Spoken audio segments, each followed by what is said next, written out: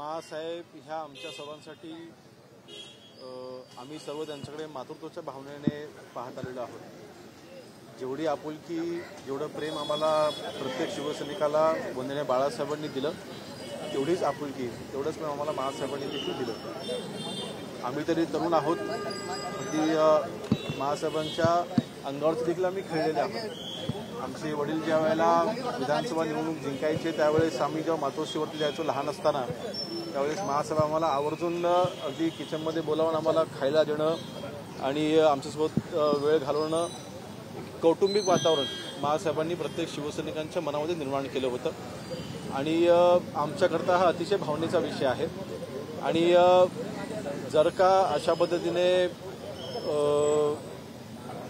वैयक्तिक राग काढण्याच्या हेतूने किंवा अन्य कुठल्याही वैयक्तिक हेतूने कोणी महासाहेबांच्या पुतळ्याची जर का अशी विटंबना करत असेल तर अर्थातच मनाला वेदना होतात आणि ही बाब अतिशय निषेधार्ह आहे। विशेष म्हणजे आज इथल्या असलेला सुरक्षेचा आढावा गेल्या 2 दिवसापासून ह्या सर्व घटना घडल्याच्या नंतर मी काल देखील डीसीपी यांच्याशी मी चर्चा केली होती, इथल्या पोलीस अधिकाऱ्यांची देखील चर्चा केली होती। अशा घटना भविष्यामध्ये घडू नये ह्याकरता इथे ज्या ज्या उपाययोजना करणं आवश्यक आहे त्या उपाययोजना नक्कीच केल्या जातील। आणि समाधानजी देखील आता माझ्यासोबत आहेत। ह्या आमच्या आपल्या शिवसेनेचे मुख्य नेते माननीय एकनाथ शिंदे साहेबांसोबत देखील आम्ही या बाबतीमध्ये पूर्ण चर्चा केलेली आहे। आणि महासाहेबांच्या ह्या पुतळ्याच्या बाबतीमध्ये सुरक्षेच्या दृष्टीने समजा काही निधी लागणार असेल किंवा काही इथे वेगळ्या उपाययोजना करायच्या असतील तर त्या देखील करायची आमची पूर्णपणे तयारी आहे। माननीय एकनाथ शिंदे साहेबांनी ते देखील आदेश आम्हाला दिलेले आहेत आणि त्या दृष्टीने आम्ही नक्कीच इथे काळजी घेऊ आणि भविष्यामध्ये अशा घटना घडणार नाहीत यासाठी इथल्या सुरक्षेच्या उपाययोजना ज्या आहेत त्या सर्व उपाययोजना केल्या जातात।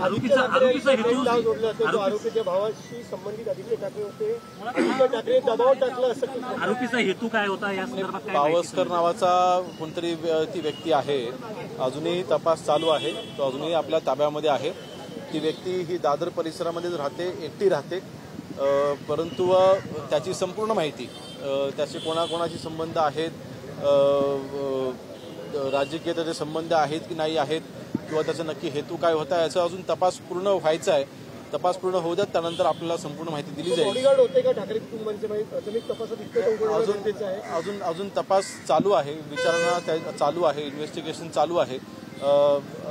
जो कोणी आरोपी आहे तो तितकासा अजून उघडपणे बोलत नाही आहे, परंतु त्याला बोलकं करण्याची आपण अनेक पद्धती आहेत, त्या काम पोलीस करतायत आणि नक्कीच त्याच्याकडनं सत्य ते आपण पुढे समोर येईल।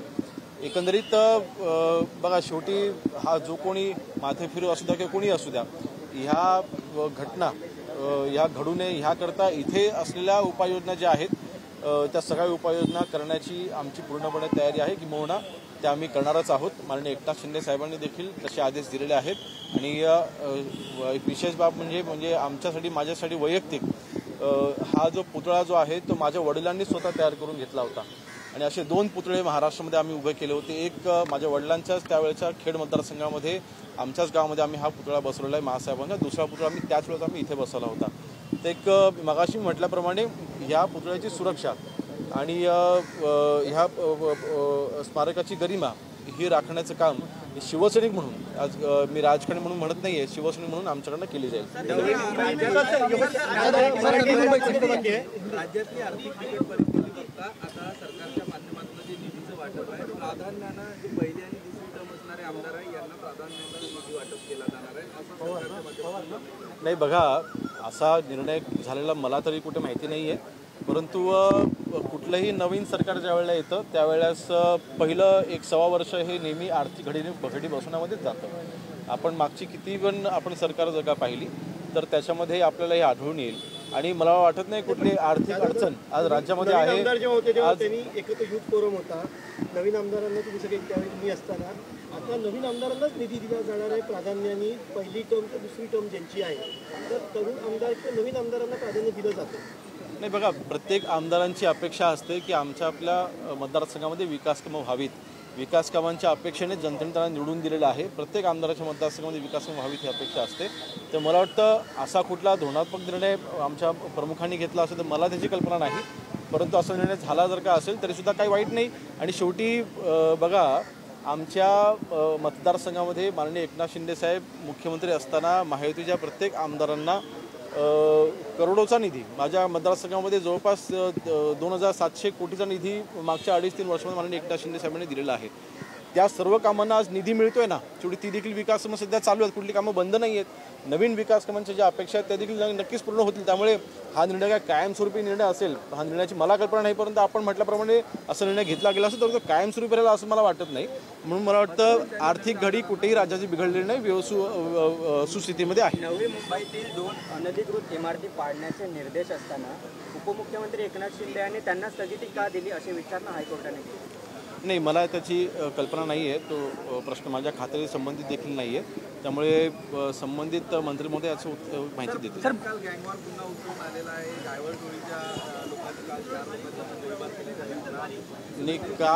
कालच पुणे CP यांच्याशी माझी पुण्याच्या कार्यक्रमामध्ये भेट झाली असताना मी त्यांच्याशी चर्चा देखील केलेली आहे की हे जे काही गुंडे प्रवृत्तीची जी लोकं आहेत ह्यांच्यावरती आळा घालण्यासाठी आवश्यक असल्यास कोम्बिंग ऑपरेशन करा, परंतु ह्या सगळ्यांवरती आळा घाला आणि अशा घटना करण्याची हिंमत कोणामध्ये होता कामा नये. हा जरा पोलिसांचा धाक दाखवणं आवश्यक आहे आणि तशी कारवाई केली जाईल. मुंबई महानगरपालिकेच्या निवडणुकांसाठी बाळासाहेबांच्या शेजारी आनंद दिघेंचा फोटो काढला होता. विक्रीचे परवाने आहेत त्यांना स्थगिती दिलेली आहे, मद्य परवान्यांना नवीन एक्साईज खात्याचा विषय आहे. माननीय अजितदादा याच्यामध्ये योग्य तो निर्णय घेतील, परंतु नवीन कुठलाही परवानगी द्यायचा निर्णय मला वाटतं अधिकृत कुठला निर्णय तसा झालेला नव्हता, त्यामुळे स्थगिती द्यायचा विषय उद्भवत नाही.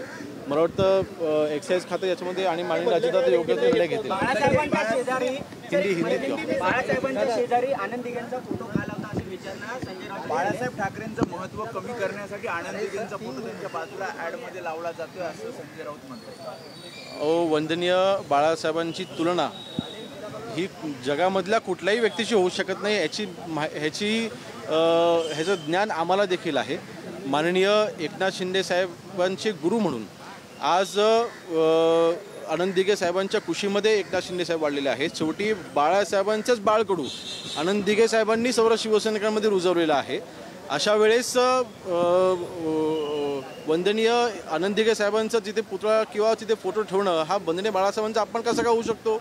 शेवटी पालघर जिल्ह्यामध्ये, ठाणे जिल्ह्यामध्ये, परिणामी त्यानंतर हळूहळू महाराष्ट्रामध्ये आनंद दिघे साहेबांना मानणारा वर्ग आहे. त्याच्याने वंदनीय बाळासाहेबांच्या वरती त्यांची कमतरता हे असं गृहीत धरणं अतिशय चुकीचं आहे.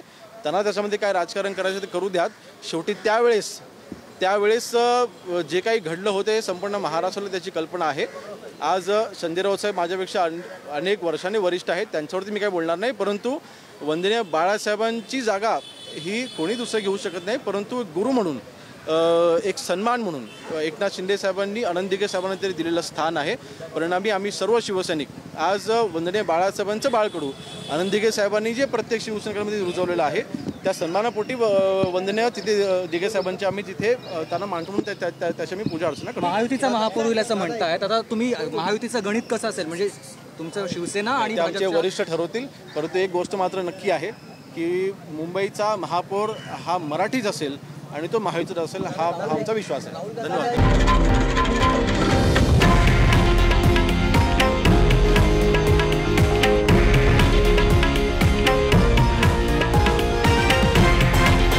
हे आहे देशातील नंबर 1 न्यूज नेटवर्क आणि आपण पाहत आहात TV9 मराठी, एकमेव.